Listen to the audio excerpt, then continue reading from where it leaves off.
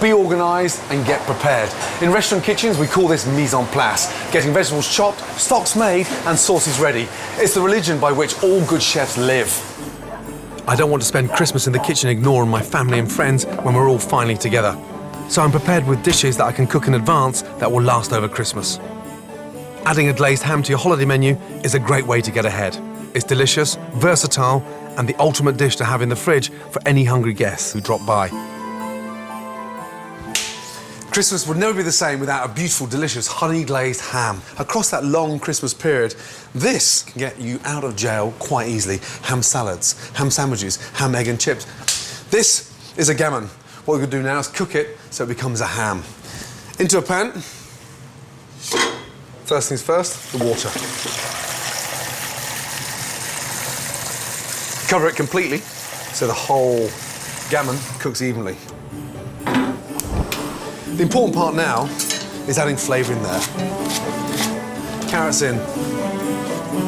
The leeks. The more veg in there now, the more fragrant the broth becomes. Once the ham is cooked, that stock is extraordinary. The base to a fantastic soup. Onion, not finely chopped, and in. Homemade ham stock is packed with flavour, so it's great for making soups, sauces, stews and risottos. Plus it can be frozen, so it's there when you need it. Pan down. Peppercorns, lightly crush. Then, to give it a Christmas flavour, I'm adding crushed coriander seeds, 2 cinnamon sticks, and 4 aromatic bay leaves. Up to the boil, and then turn it down, let it simmer, and then skim it. Cooking a ham isn't hard, but it does take time. This 2-kilo joint takes 2.5 hours to simmer before it's glazed and baked. However, it is worth it, because it tastes absolutely delicious.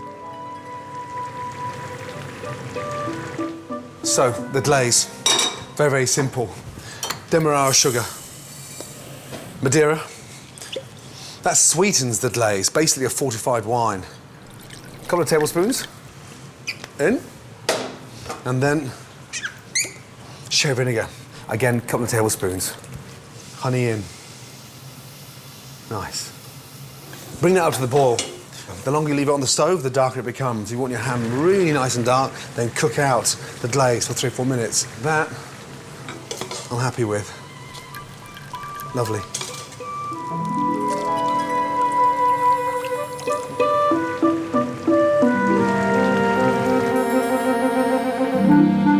Right, the gammon's cooked now.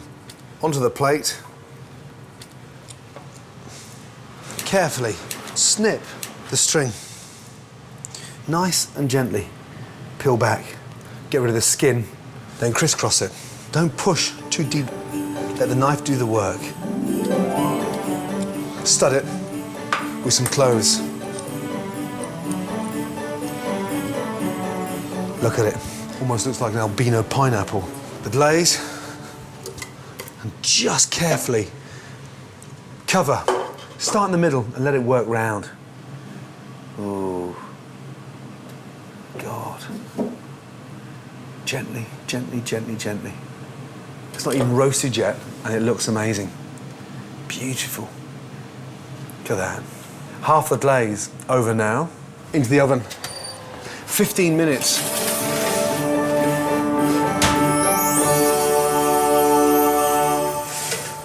It's starting to colour. Get the rest of the glaze and pour that over. Look at it. Wow. The more effort, passion and love you show the ham now, the results are tenfold. Look at it. Every 5 minutes, out of the oven and glaze again. And back into the oven now at 190 degrees, and we're going to baste and roast for 35 minutes.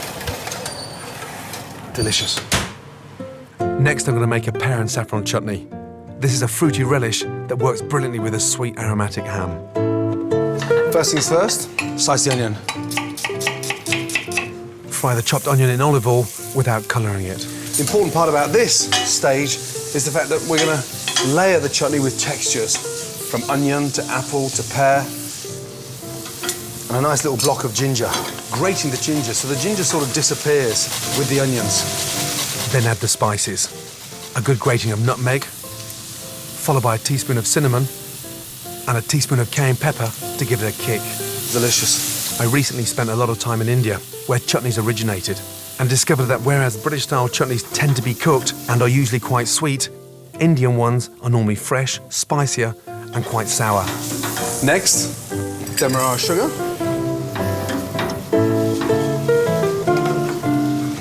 Once that sugar's dissolved, the white wine vinegar, all in.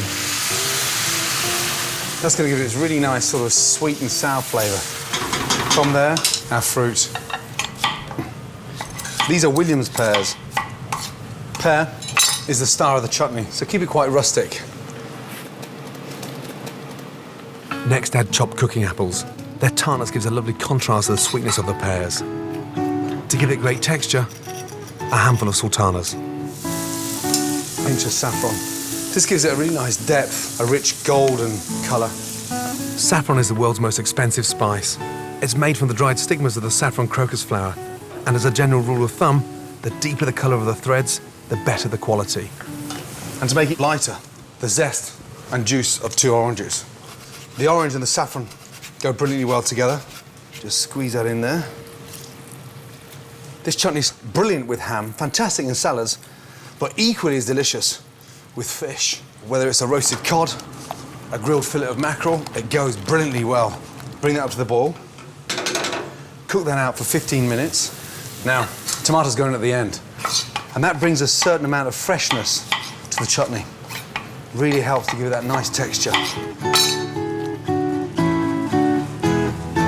Mix that in and literally cook it out for 30 seconds. What's great about this chutney is that as it matures, its flavour gets better and better, and it will keep for up to 6 months. Fill up the jar, and that is going to deliver amazing flavour across Christmas.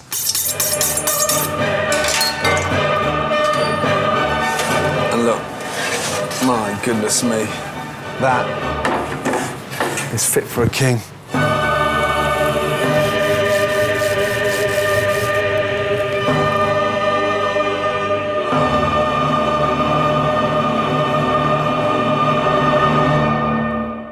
Another chef's secret for the ultimate Christmas is keep your menu balanced. In the restaurant, we work incredibly hard to get the perfect balance of flavours, textures and richness in every meal. And the same is true for getting it right at home. So, over Christmas, when you indulge in a lot of rich food, it's crucial you have some light dishes up your sleeve to really balance it out. Salads are the perfect antidote to overextended bellies at Christmas. But they don't have to be virtuous affairs. You can save that one for your New Year's resolution. I'm going to show you my secret for turning salad niçoise into a dish dramatic and delicious enough to merit a place in any Christmas celebration. Salmon's a real big hit in our household over Christmas. It's delicious, so versatile, and tastes absolutely amazing. Now, we're going to do a delicious salmon niçoise, which is a really nice way of reinvigorating your taste buds across Christmas. First of all, we're going to poach this in a really nice, fragrant court bouillon. Court bouillon is just a fancy name for poaching liquor. First, add fennel with its lovely aniseed flavour to water. Then put in chopped celery, onions and salt. Next, pour in some white wine to give it some body. Add a splash of tarragon vinegar to give it bite. That wakes up everything. That really makes it sort of slightly acidic, but more importantly, goes brilliantly well with the salmon. To add flavour, pop in a couple of star anise and crushed white peppercorns. For freshness and zing, put in a handful of parsley, a couple of bay leaves and a sliced lemon. Then bring the liquid up to the boil and slip in the salmon. No need to season it because the water, the court bouillon, is all seasoned beautifully.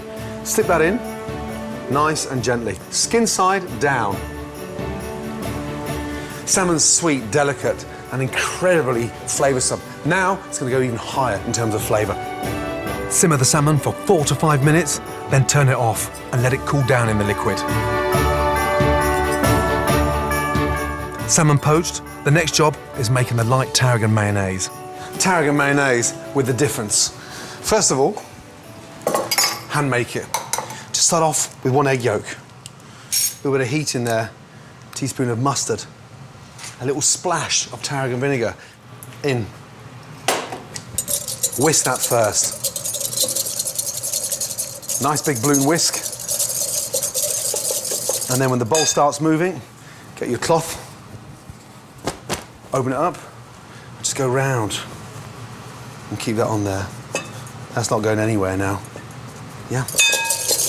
What we've got to do first is whisk nice and thick so it can take the oil.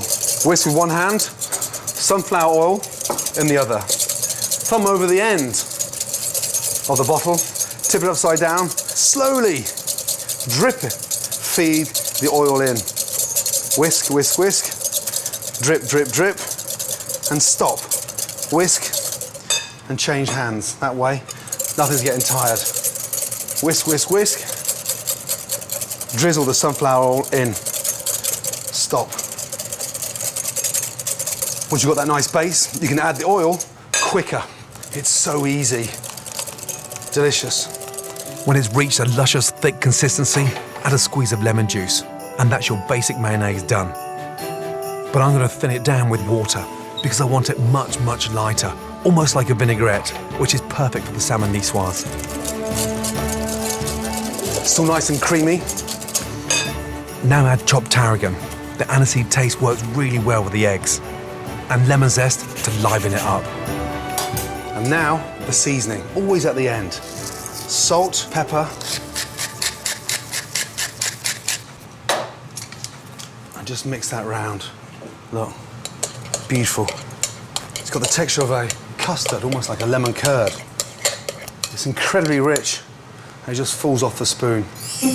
It's traditional to use boiled eggs in salad nicoise, but I'm going to do mine differently. I'm going to coddle the eggs. First put some water onto heat, then coat espresso cups or similar oven-proof containers with butter. Next, season each cup with pepper and lime with a couple of basil leaves, which gives the eggs a lovely herby note. We're going to season it with a classic nicoise garnish, anchovies. Just roll that round like a little ring and sit that at the bottom of the basil. Then crack in your eggs. Every little component going on that plate makes a big difference. Taking it up to that little extra special level. Place the espresso cups in a bath of boiling water and bake in the oven for about 8 minutes, so the yolks are still soft and creamy. With the eggs in the oven, it's time to bring the final components of the nicoise together. To add colour and freshness to the salad, marinate cherry tomatoes in olive oil with shredded basil and lemon zest. The lemon goes brilliantly with the salmon. The salmon's fragrant, but just take those tomatoes even further. Because this is a salad for winter, I want some of my ingredients to be hot. After parboiling potatoes and green beans, I sauteed them together. And just give them a little toss. When you think of salad nicoise, you think of a beautiful summer salad. The exciting way of doing it now at Christmas is having a really nice hot nicoise. When all the ingredients are prepared, it's time to bring the dish together and dress the serving plate. The secret dressing is starting from the centre and working your way out. First of all, crispy salad leaves just in the centre of your plate. What we're doing now is building a base. I don't want a flat salad. I want a salad with energy, excitement, and more importantly, I want something that looks visually stunning. Slice the baby gem lettuce hearts into wedges and lightly roll them in the tarragon mayonnaise. And this is really important because in 10 minutes' time, this salad will still stay nice and crisp, buoyant, exciting, and more importantly, packed full of flavour. Next, our sauté potatoes around the outside. I want the colour now, I want the visual impact. Then I'm going to sort of interlink the green beans. Next, add the marinated tomatoes and some black olives. Now for the exciting part, removing the eggs from the espresso cup. That little basil leaf is the crucial secret because that's like a little blanket that slides it out, fingers crossed. Out, bang. And I want that yolk still nice and creamy inside. The saltiness from the anchovy. It's almost pureed at the bottom of that egg. And that nice fragrant sweet basil. Almost like they've been rolled in perfume. Delicious. And finally, the salmon. And just peel off that skin. Wow, the silver slipper. Carefully flake the salmon and then drape it on the salad. The lay this amazing salmon over. You see the pinkness, incredibly aromatic, and more importantly, every slither of that salmon will taste amazing. And that is a perfect salmon nicoise for Christmas.